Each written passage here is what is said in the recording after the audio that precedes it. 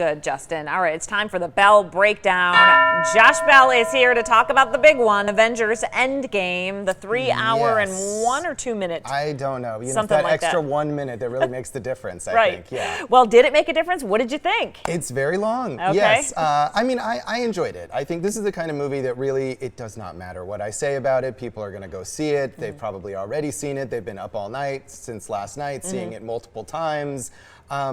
It's an event. It's almost like the Super Bowl of movies, or at least of superhero and action movies. People will watch it no matter what. But I do think it succeeds in a lot of ways. The idea here is to serve as a sort of capper for all the 22, I think, Marvel Cinematic Universe films. Obviously, the Marvel Cinematic Universe is going to continue, but this does feel like more of a conclusion, I think, than a lot of these movies usually do, where they're perpetually just pushing the story forward and it's always just yet another middle chapter. This movie, where the heroes have to go back and face Thanos again, of course, in Infinity War, which came out last year, they were defeated and half of life in the universe was wiped out, and so now it's time for the heroes to try to get that back. And I don't want to say too much more. People are very sensitive about spoilers, but it takes 3 hours to do it.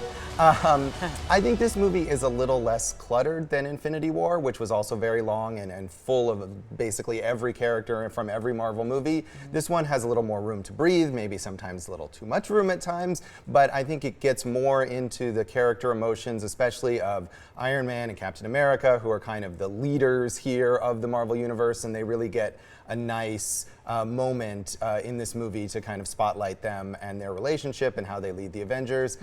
I think for people who've been following the Marvel Universe for all this time, you're going to be satisfied with most of what happens in this movie. I think it has some of the weaknesses of your typical Marvel movie. The climax is a bit chaotic and a lot of just CGI kind of thrown at itself.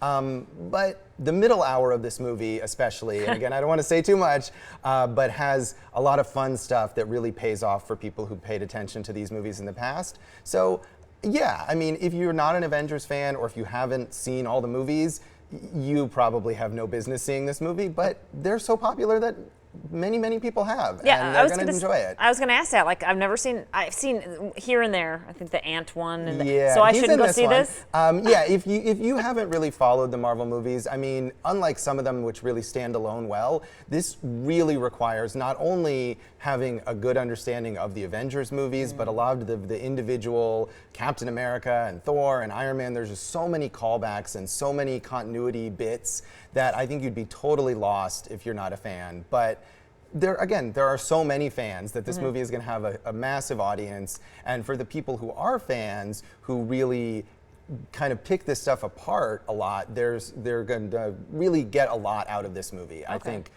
more than maybe the standalone ones. One of our managers, George, he went. He's tired today. He said he was up late. But he said it's got all the feels. Like it's got a little bit of everything. Yes, it's a lot of emotion. And part of the fact that it's so long is that they're able to take that time to really get the character relationships. And especially towards the end, they maybe lay it on a little thick with the idea of it being the final thing, even though, again, it's really not. We've got a Spider-Man movie coming out in like 2 months. Of course. But they really push that, and I think they're looking for the sort of tear-jerking aspect of it. And again, people who have invested a lot in these characters, you know, you might shed a tear or two. Okay. I think Chris Evans said he cried like 6 times at the premiere, so I can't say that I cried 6 times, but yeah, there might have been one little tear there. Oh, really? End, Josh Bell teared up? Maybe one tear? It's trying really hard to get that reaction, and I think it succeeded a bit, yeah. All right, listen, Josh, thanks. We actually have a poll we want to show folks as we finish up the Bell Breakdown.